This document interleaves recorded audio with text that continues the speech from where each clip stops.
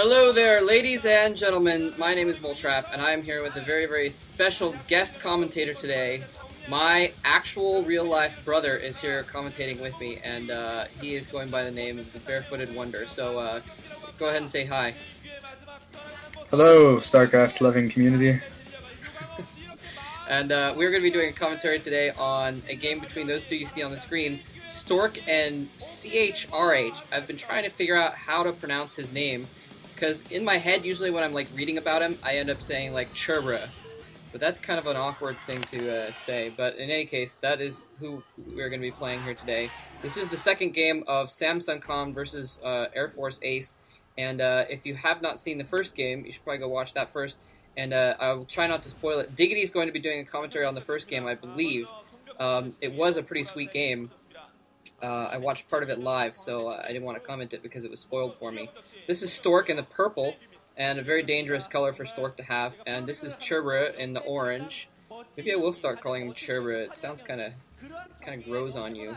Uh, in any case, basically Stork probably doesn't need much of an introduction. I've actually decided to call Stork by a new nickname starting now. I'm going to call him Butter Toss. You know, build me up, Butter Toss, and then you let me down because he keeps like starting to own and then he just sucks and you're like, all right, Stork, go Stork, and then he'll go and just get slaughtered. And so he's very disappointing. ChRh is a very, very old player. He actually took some medals in some Star Leagues back in 2000, ladies and gentlemen. That was before some of you listeners were born. Okay, probably not that, but very, very old player. Back in basically the very beginnings of professional StarCraft, this guy was a major player, and he's hasn't been doing very well lately. Obviously, he's barely hung into the StarCraft community for the last few several years, and now that he's on Air Force Ace, we all know the Air Force doesn't have much time to practice, so that they aren't really on top of their game. But you know, we've been seeing the Air Force players put up a really good fight a lot lately, and they don't win very often, but they always kind of make a good show of it, especially considering that they don't have too much time to practice and aren't on top of their game. Okay, by the way, Barefooted Wonder is what you might term a noob. So he doesn't actually This is know a whole lot true. about. No offense, no offense. He doesn't know a whole lot about professional StarCraft or StarCraft in general. That's Boxer there looking on, um, and so don't go too hard on him or anything. And just a warning that anyone who bags on him in my video comments may find themselves blocked from my account. So keep that in mind before you go being an idiot. In any case, so he's just going to be along Harsh. to kind of. Jeez. Hey, I gotta protect my fam, you know. In any case, Word up. uh, he's gonna be alongside to ask questions and that sort of thing. We do see a pretty standard build coming from both players here. A quick tech build from both of them. I thought it was kind of cool that ChRh actually built a second supply depot to close off his wall, then switched back to the barracks to finish the barracks, and then switched back to the supply depot. So he was able to deny a scout, and he didn't delay his barracks very long. So Citadel of Adun going down. What do you think that means? I forget. That means he's going to get Templar. That is correct. Excellent. I'm learning quickly. Templar. He's going Templar, and in another few years, he'll be one of the great commentators as well. No, Zealots use Psyblades. there you go.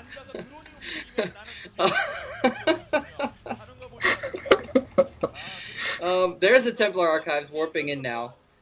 He is going for a very, very fast Dark Templars. Usually if they go Dark Templars, they'll get a little bit slower than that, usually. But he's gone for a very quick Dark Templar. He's going to be a little bit behind in economy because of that, and troops. So if ChRh was going for like a 2-factory build, he would pretty much get overrun. Well, assuming he had some sort of detection to go along with the 2 factories or something like that, which isn't likely. Anyway, it's a little bit risky is my point, because you know, he's spending all this money on tech and not on units, and so he could be caught off guard theoretically. So, in any case, what are your thoughts so far on the game, Barefooted Wonder? It doesn't look like too much excitement going on yet. Doesn't look to me, it didn't look like either side really got a good scout on the other. Am I correct in seeing that, or? That's very correct. What's going on Oh, there good. below? Below what? Oh, sorry. They're showing the engineering base south of Stork's base. He's probably going to just float that in there to see what Stork is doing. And he's going to have an engineering bay there, so he's going to be able to put up turrets, which is going to be vital. And actually, he needs to get them up really quickly because there's a Dark Templar incoming right now. The engineering bay is not even up yet. The Dark Templar is en route. He's going to have to build turrets immediately. He's going to have to be psychic and have to predict that those Dark Templar are coming in order to finish off, because he does have a blockade set up. And there's the turret! Turret going up just in time, and I think even if he tries to break down that blockade, he'll be able to repair the depot or whatever he decides to attack, and long enough. He sees it. He sees it. He can't decide. Yeah, Stork's gonna back off there, and what we see actually is Stork he's basically taken this opportunity to put an expansion down as well, because do you think with that Dark Templar there, ChRh is gonna try and move out of his base? He might not know the Dark Templar's there. He got that scout on the Templar archive, so he probably knows that there's Templars somewhere out there. It's a little hard to say whether or not he'd go out without detection yet. That's a good point. Yeah, he could have seen the little thingy thing, the blur. swirl. Yeah, the blur. Like, maybe Depends on whether or not he was paying attention.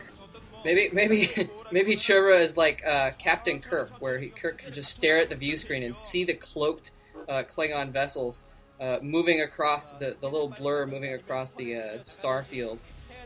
That might be what ChRh is doing, and so ChRh is Kirk. There you have it. And oh, the turret just within range to catch that Dark Templar. It takes a couple hits. It's down to 31 life. Very, very nice crisp VOD I'm watching right now, so I can see all the little details. And oh, Dark Templar gets sniped off. So yeah, things looking so interesting so far. Basically, Stork going for the Dark Templar rush, but he didn't take too much damage because he's able to expand as well. And ChRh getting Dark Templar rushed, but he got up his turrets in perfect time, and so he's not going to take any damage either. So, and he's putting up turrets in the back. That's pretty smart as well, given the fact that often with Dark Templar rushes, they'll get a shuttle as well and try and drop them in if they haven't succeeded in going through the front door. So that makes a lot of sense. Yeah, definitely want to get those turrets up, stop shuttle drops of any kind coming in, not just invisible assassins. Yeah, I guess he could drop all kinds of things. He might go for, well, he's probably not going to go for Reavers at this point, actually. Usually Reavers are like, kind of your in-between unit while you get Templar, but since he already has Templar, it wouldn't make too much sense. So, in any case, it'd be good of him to get some... Go ahead. It would be good of him to get some sort of mobile detection, science vessels or comms. Oh, there's a ComSat station. That's good. Because he can't have turrets everywhere on the map for in case he gets in contact with the Dark Templar. He might. He might build turrets everywhere. But he won't. Yeah, you're right. He won't. He does have spider mines though, and so the spider mines are actually able to for people that are even more noob than Barefooted Wonder, spider mines can attack cloaked units. They can attack cloaked units such as well, other ghosts, I guess, or ooh, Observer getting sniped from both sides. Well, not sniped, but hit from both sides there. Yeah, mines can hit anything that is cloaked. So the Dark Templar, if it ran in there, it would get hit by the mine. So, or even if Zealots are cloaked because of Arbiters around or something like that. Yeah. And ChRh is he's playing very safely. It's funny, I've noticed this about the ace players. They tend to play kind of very safe and very smart because they don't really... Oh, he sees it! You see that? Do you see that?